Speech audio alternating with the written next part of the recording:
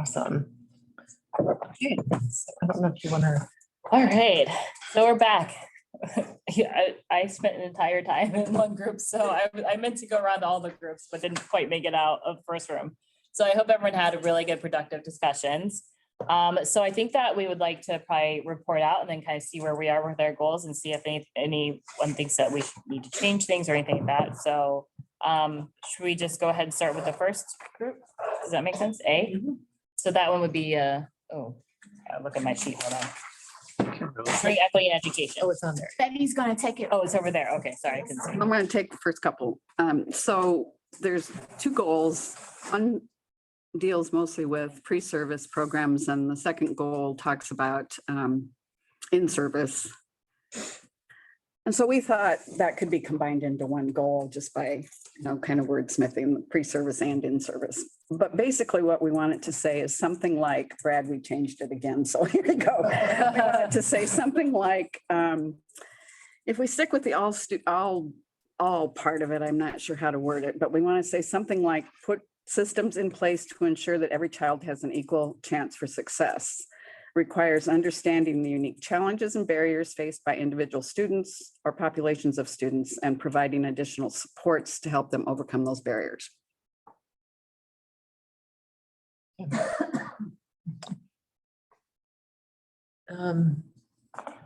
So that's the concept we want covered, and that's how we want to ensure equity in education. So say it again. And if that means that we include that in the pre-service and in-service of teachers, then we want that. But if it doesn't fit here and it fits only in the teacher prep goal, we'll deal with that. But something to the effect that we will put into place systems to ensure that every child has an equal chance for success. That requires understanding the unique challenges and barriers faced by individual students or by populations of students, and providing additional supports to help them overcome those barriers. And that's combined, you said the first and the second one? Yeah, I mean, that would cover both pre-service and in-service.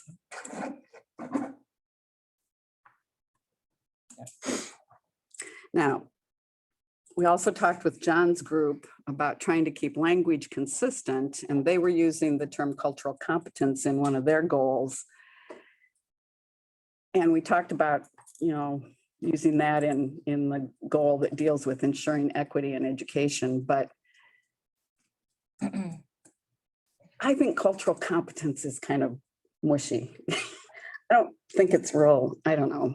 I don't know if everybody knows what it is. I don't either. So this I was to gonna me say, I like kind of is how you said it before. challenges, barriers that students face, and we want teachers to know how to deal with those challenges and barriers and provide additional supports for those students. And the other thing is, what supports are those students getting to understand their own identity and to build their own sense of identity, because that's super important for students. And Right. like we mentioned in this morning, I mean, it is an asset, their own individual diversity. And so how can we get them to appreciate that and be to the point where they aren't ashamed of that and they are proud of it and it's part of who they are and it's part of their identity? Because that's not necessary. They don't have the opportunity to do that in school. And sometimes that relies on family and their family history and supports from that, but not every family has the supports to do that and give that to their students. And I think the language is okay as it is, but what are the measures that we are doing, like we're looking at, to make sure that this is actually happening within school districts? So we talked about ensuring that we, going back to the standards, ensuring that our teacher prep programs are able to, what does our standard say? Does it cover teaching diverse populations? Yeah. When it's the next teacher prep program standards coming up, a very tactical action would be to ensure that we have verbiage in those standards in regards to teacher prep and being ready to teach these diverse populations. And then how is it monitored? How is it successfully implemented? And how does the students feel about it? So it's kind of like doing a 360. I also realized that while community college is included in here, these things pre-service and in-service does not apply to the community college faculty as it is here. So we had a different action for that in terms of, The administration track faculty in service on teaching diverse students and family populations. Are the faculty prepared to teach this wide range of students? How do we document this or measure it? Is the data available for the community colleges? because right now it isn't tracked. So one of our Okay. goals, one part of our goal is an action step to figure out how community colleges, if they track it, how, if not, how can we? And that seems to do be a it. common problem, like the data there to track whether or not we're making progress towards it, it's not even there. Right. It seems to be a common thread for all the other ones as well. Hey, Brooke, Yes. just a quick question. Are we somehow documenting this so we can have it to look at tomorrow? So we're not starting over. We're gonna visit this tomorrow morning. Did each person do like their own a Google Doc or do people just take notes? No, we with just pen took and notes. paper? I mean, Yeah. I wanna make Have sure we're access to it. documenting. We're sending it all to you, Shan. Yes. I I can send, yeah. So we can send it to you. We can send our notes. Send it. So, Should someone take notes? Can someone take notes? Because I don't think all of us have, someone take. I wonder if we can do like, can you, Carol, like, do Yeah. one Google Doc of some sort? Yeah, and we I can can do somehow one, I can get- do one Google Doc. Okay. Send it to Carol. Yeah, send me your notes, Okay, please. sending Thank you. them now. Or should Because it's we? all being recorded, so we can go back and listen to it, but if we're to have in the morning, Yeah, I think- we needed Oh. to have it Okay. written up. Yep. So you want, so an email? Okay. Just whatever you wrote with your group, send it to Carol and she'll put it in a document. We'll have it ready for tomorrow. You can just paste it in there. Thank you. Mike, you want me to do that? Brian, go ahead. Brian, already did. Oh, you did it I wrote great. it for you. Thank you. Oh, nice. Oh, wow. So I like the, Everybody needs a Larry. I like, the- Yes, they do. I like the combining 1 and 2. And then I like the measures. I also, I feel like I've talked about this like ad nauseam with the previous group, but after today's panel, I'm really interested to hear from people who are in these programs. So I would like to hear more from them about whether they do feel like they're getting an education that prepares them for this. So I think that having them come and talk to us and tell us, do you feel prepared? Also, I would like to see them being not only prepared to, deal with students and interact with students and help educate students who might be facing these barriers, but what about their families or their parents? Because I feel like a lot of times, the parents are the ones who might ask them for help. Maybe the students won't ask for help. The parents might. So how comfortable do they feel? And do they feel like they have the supports in place to be able to help engage the parents and help provide resources or whatever for the parents as well? So I don't know if we can, sorry, just kind of like spit out there. Can we include that somehow or Okay. I'm not sure, but Is that And we're okay? talking about student panels from the parents to get the parents' voice.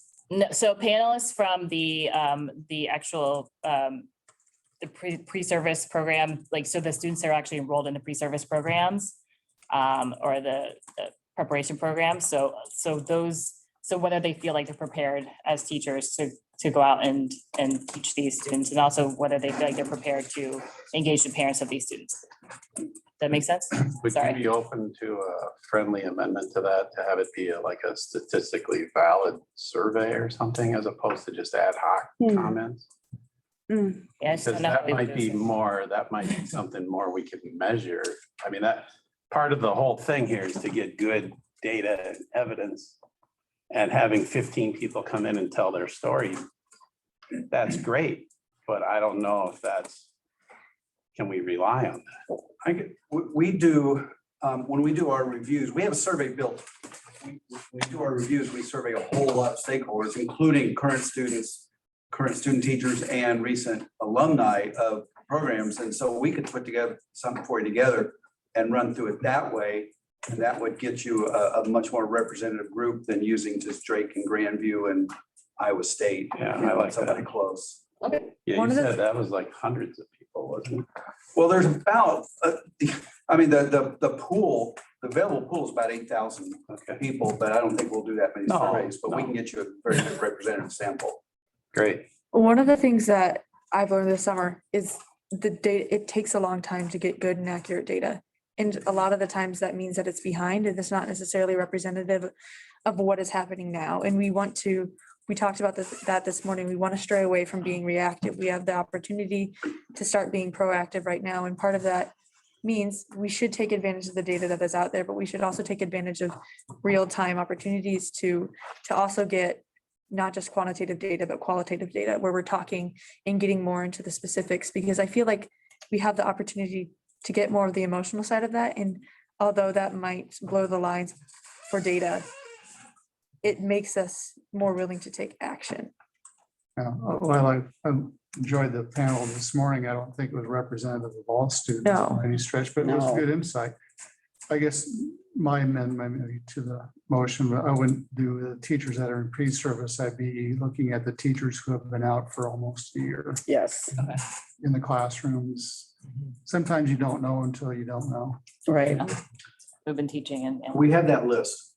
So do you guys, I'm sorry, Larry, you said you surveyed, are they in school? Are they out of school? Are they?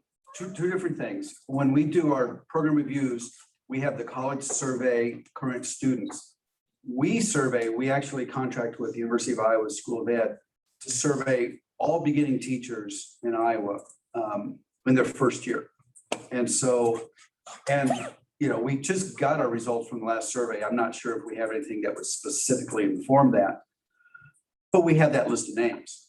So, we could conduct another survey. I'm not sure if we'd want to go back, if you wanted us to do that, because we don't necessarily have a mechanism.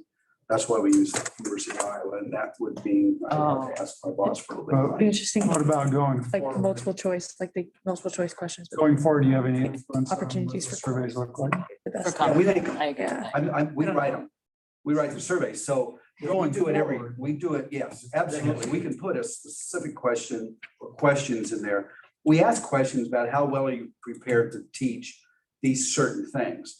And so we'll have some of those terms that you're looking for, but you may want to add to that. And so absolutely going forward, we can change that to anything you want. Yeah, I think maybe we could just have, if a couple people want to work with Larry on kind of adding some questions to that, I think that would be a good start. I'll send Carol the list of questions that we have now. Okay, And then anybody that wants to drive those changes, we can do that. awesome. Okay, I'll take the action to work with Larry. cool. Yeah, we haven't had a chance to do the other work we want to do, so. Thank you. It would be fair to say, I think that since I've been on the board for 9 years, made some enormous steps with teacher prep and administrative prep. I just feel really good about that as one of the things that we've done. Larry's and his crew really have done a tremendous job. We continue to refine and try to make it a little bit better. Appreciate Brian's comment in our meeting as well. This is an area that shouldn't go away. We should always be concerned about what we're doing, teacher and leadership. Anyway. The second one, Brooke, is eliminating achievement gap. I put the poster up there for you. Oh, sorry. All right, okay, wait, so they're goal 3 and 4, did you guys just, We got rid of 4 because, so do you guys want all these? Okay, so when it's like, do you want, so delete like this one and then this one? Combine these, like, is that what? Write what you want it to say for whatever the goal is and write it how you want it. I did, and I sent it to Oh, Carol okay, already. okay, Yeah, I sent, Okay. it, yeah. So just now 4, we got rid of, okay. and then number 3, we, student population, all districts and community colleges. We kept number 3. Okay. Because you said they weren't included, right? So you wanted to keep, was that what we were talking about, Betty? Number 3, because you said number 1, number. Yeah, 2. well, we want to keep it, but the measurement will have to be different. Mhm. There's 2 different types of measurement. So that's it for that's our finish. We finished our report out for equity. Thank you. Okay. All right, let me achievement gap, which I'm on, but I didn't actually get. Shine. John. Held down the fort, and then we Yeah, I later. kept them bored or entertained or scratching their heads. Whatever. Just a few things. The first goal, as far as all learners having access to early childhood education, that goal was fine. The measurements for that, we looked at a couple things. One is Right now, the only thing that's included is those enrolled in the statewide voluntary program, and we know that there's other preschools that are operating. They thought they maybe will get some additional data from Head Start as far as being able to count those. When it says all, and we have a lot of students that go elsewhere, we don't know exactly what we have. But we also looked at what are the barriers to people attending preschool. We know that transportation could be a barrier. Childcare could be a barrier as far as if it's a half-day preschool, like what am I doing with my kid the other half of the day? And then also looking at the data as far as equity and subgroups, as far as to break it down, is there an issue as far as being equitable access if the majority of the people attending did not reflect the actual population. So kind of broke that down a little bit. B2, with all learners will meet or exceed literacy, math benchmarks.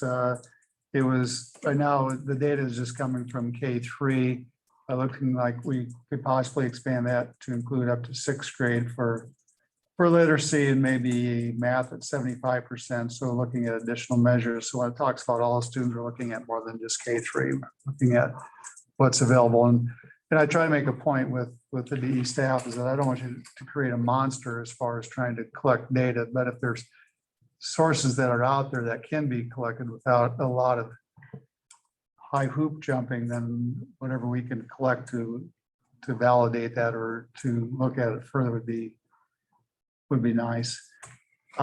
Like the goal with B3, which is a differentiated personalized instruction, difficult to measure beyond K3, possible looking at fall to spring progress monitoring.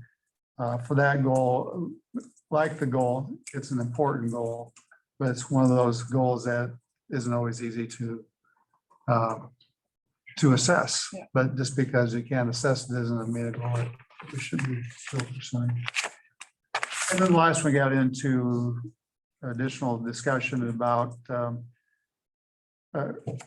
with the achievement gaps and looking at pre-service and in-service, looking at eliminating that language and just be access and training, and looking at the best practices. We're going to remove early literacy. That's what we're recommending, and keeping the either cultural competence or inclusive, diversive learners.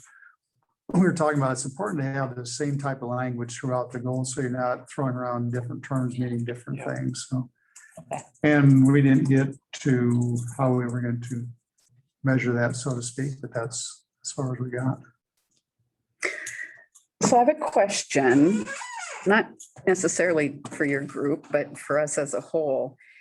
If we talked about individualized instruction, competency-based, whatever you want to call it, and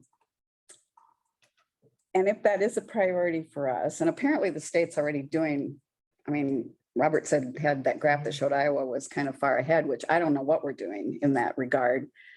But do we want to talk about individualized instruction, competency-based somewhere in one of the goals? And is this the goal, or is this the priority to put it in? I'm not sure if competency-based is what is that direction or not. There's some studies out there that says that competency-based is on its way out. Well, that's the term. You're right. There's new terms that are Yeah. being used, but it's kind of the same concept, isn't it, John? I mean, were you on the last NASB webinar last week? No, I missed that one. The whole thing was spent on that and how some states, their graduation requirements actually are built around competencies and not grade point average or seat time or, other things, that they actually outlined competencies, and that's what their graduation. So competency-based maybe isn't the right terminology anymore, but that type of philosophy and that type of, is that a priority for us or not as a board? And if it's not, then I'll shut up. But if it's something that we as a board want our state to put some focus on, then it should go in one of these places. We used to Or more. have it as a priority, didn't we? And I feel like we haven't talked about it in a while, but I feel like maybe there were about 10 districts, and this is a while ago, right, that were doing it. I think Mason City may have been one. That was maybe a couple years ago that maybe, so I don't know do we know how many districts are doing it, or if it's gaining momentum in the state, or I mean, I So don't. would it be helpful if we had a presentation, an update on that, like maybe at our next meeting, since it's been a Maybe, topic yeah. that we could do? Brad, could you make a note of that or That would something? be Say, helpful. Yeah, so maybe we can get more information on it. yeah, so before you can decide if you want a priority, I think you have to understand what you're asking for. Yeah. And what's the current state, what are you trying to get to? And here's maybe some information to help us move in that direction. Is that looking at? Well, DE staff? information is always good, yeah, Yeah, Mhm. and help guide our discussion. Talk about getting rid of seat time all the time. Get rid of seat time. That's not where education's at. It's No, I know. You know, and learning the competency and moving on. You can name anything you want, but that's the idea, that you have that competency. And once you have it, why should you sit in the classroom for the next right. 2 weeks? We can move Why on to can't you, another why competency, can't right? you be in some other classroom or in some other way of learning? Or you can move on to another competency. else? That would be having an individual lesson plan. Yeah, I like You that. know, so. and Sounds like again, work, right? I mean, I feel like when you get your evaluation, I mean, it's based on competencies, right? Yep. Either you meet expectations, you exceed expectations, or you don't meet expectations. It's not a GPA thing, right? Either you meet them or you don't. Oh, Steve, okay. All right, so Anything else? Yeah. is that anything else from, it's 5 o'clock, or should we do, I mean, I don't want to get into one and then have to like cut it off, so. and do we have a reservation? So we Yeah, need, we have a room. okay, so I think 5:15. we have is it an hour tomorrow morning? Mhm. Is that, and so C, D, and E we have left? Yeah, so are you comfortable? Do you feel like you have your notes contained in a way that you could pick up in the morning? Oh, but you're not gonna be Yeah, here. I can report very quickly. Yeah, let's do, yeah, because I forgot George is not gonna be here tomorrow. Okay, so ours was preparing learners for tomorrow's workforce. And I think we felt that the goals were kind of the right goals in theory. But, some of the conversation that we had also is, are these effective tools? Do we know that they're effective tools? And how can we get more input from students on what we're looking at here? Because I know that, and I've heard this before, so Hannah talked about it today, but I've heard it before, is these, the plans that they put together and how students don't really think they're effective and they're kind of a Mhm. joke. Okay, well, if that's the fact, then we should be looking at Mhm. what's more of an effective tool to make sure that they have, because it's on this individualized career exploration and planning. So if right now, if they think it's a joke, we got to figure out what's not a joke, and make sure that that's an effective tool. So I think, and then there's a lot here. And so prior to me, in my current job, I did work a lot on the Future Ready Iowa work. And I think a lot of this is kind of put together in a theory. And then I think it's hard for the schools to implement. And part of the gap at the time was they don't really have anybody to be working with the students on all of this. And I don't know that that's changed either, right? There are some changes on that when they look at different types of, whether it's a career counselor, partnerships with community colleges. Yeah. And so that's starting to change, but may not necessarily be there yet. Yeah, but not a ton, right? So Yeah. how do we get more of that in here? And how do we support more of that to make sure that this is being followed through with? So that's kind of how we want to refine it. We'd like to get some input again from students, just to kind of see, and also even from educators, to see how they're implementing some of this, and how we might further refine it to make sure that we have an effective tools within our goals. That, I hit it right. Very good. Yeah, I think the biggest thing is like the currently used measures, they're okay, but they don't really measure how effective the programs are at the schools. They measure if they are there, if they're present at the schools, but they don't measure the effectiveness. And in order to truly measure that, you need to do more than just ask the administrators. You need to ask the students and the teachers who are involved in those programs and affected by those programs. Yeah. Maybe this is something that could be added to the survey that we give to students about is this a question included on the, what is that survey that's given? Yeah. And here's one of the things that I caution is when we get when we're given the conditions for learning survey at school, it's a joke too, to students. And so if we really want to get the true data and truly make students feel as if they're being heard, because that's important, just as important as actually improving the program is making students have, like, to be stakeholders in improving the workforce. And so we can do the data, we can give them the survey. But it's not necessarily as effective as actually involving them in the process and listening to what they say, because they don't feel like they actually are heard when they take that survey. Absolutely. I would totally agree with you. Part of how to help them engage with the survey is engage with not only implementation, but what you do with the results. Yeah. Having those committees To analyze the results and do something with them. because when you have, Active with it. yeah, and I've done that with different 4-H groups of students. When you have them looking through the data, I've talked with them afterwards and they're like, I respond so much more honestly to these data sets now that I'm actually analyzing them and using them to improve practices. And so that's, if you engage students in it, they're going to take these things more seriously. Maybe these are actually okay measures. They're just not being implemented as effectively as they could be because students aren't actually engaged in the process and they take it as a joke. When if they were asked about their opinions, it would be effective enough of a tool to prepare them for their future careers. And so that's the other part that we said is, how can we get continuous student feedback in at least the workforce space for sure to see what we can be doing differently. Yeah. This may matter for tomorrow, but nobody showed up at the safe learning environments conversation, so there was not an actual discussion. So I didn't have There actually was. Oh, There actually didn't go was. into. Donna and Michael Lang. To the wrong place.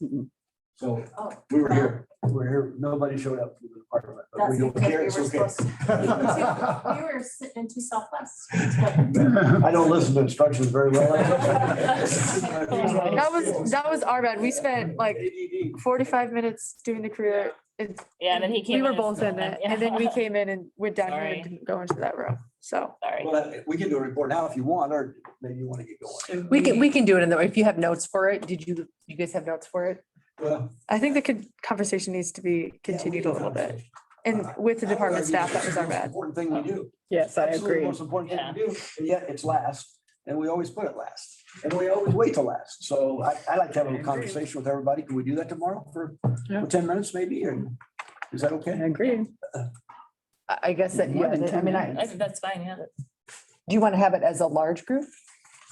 Yeah, I mean, Yeah. yeah, so I think, yeah, I mean, because they've already met as a small group, so I think that, yeah, if we can hear and, yeah, and discuss it, yeah, I think that's fine, absolutely. Well, you want me to do it now? I think tomorrow morning is probably better, because is there a reservation at 5:15? I don't, Jody took care of the restaurant. I just know we have the room starting at 5:15. Okay, So I just don't want to, yeah, because we all have to get out to Ankeny. In Ankeny in 12 minutes. Yep, let's see who can drive fast. Remember, we were supposed to be right there. Yeah, usually it's like a 5-minute drive, but now it's, We can go to like, yeah, we all have to like, Yeah, cancel. yeah, we have people coming, so, like Mike Beard drove down and Dave Tilley's This coming. time of day. Okay, so Dave, I think I don't know if we adjourned, but we're. Oh, sorry. I think we're- But David, we're Okay. gonna stop the meeting now and we're gonna go to, does everybody have the address?